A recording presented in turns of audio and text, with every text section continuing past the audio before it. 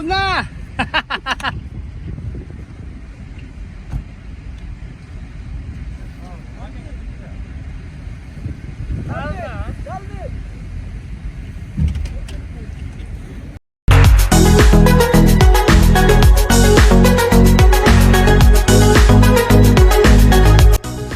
Welcome back to my vlog, guys. Thank you for coming. Today is a messy day for us here in Canada. We got our first major storm of the year. It was forecast with 25 to 30 centimeter of snow. That's why this morning there's lots of accidents, lots of stranded dahil no bus service, train service, wala. It's business as usual sa amin dito. May mga trabaho kami, but for those who are driving, you just have to give extra time dahil ma-traffic. And the school was canceled this morning, lucky for them but not for us. So we're done with my work right now and on the way home to clean up the mess naman sa bahay. That's how it is here in Canada. So on the way home. Oh my god, this is what's waiting for me.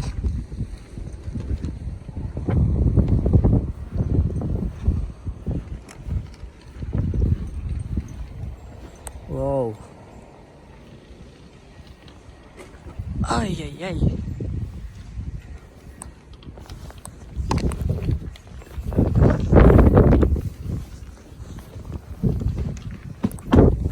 Taas.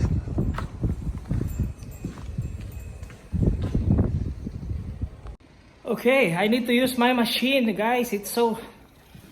That is a lot of snow. Ayan. That is a lot of snow, so I need to use my machine this time.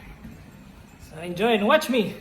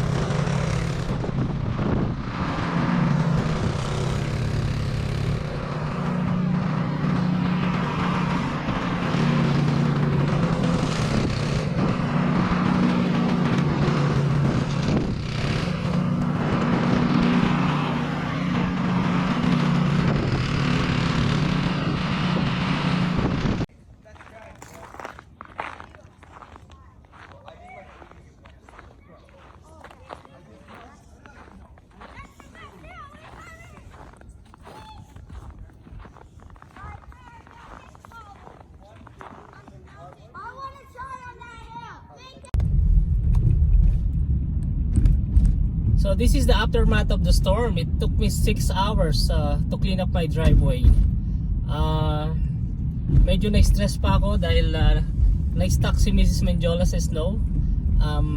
There's no way makapunta siya sa bahay. Talagang sasayad yung snow sa sasakyan niya. So but my neighbors are very helpful.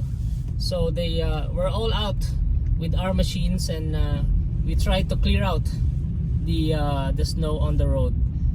And luckily, after few hours, the city showed up and cleaned up the snow on the road.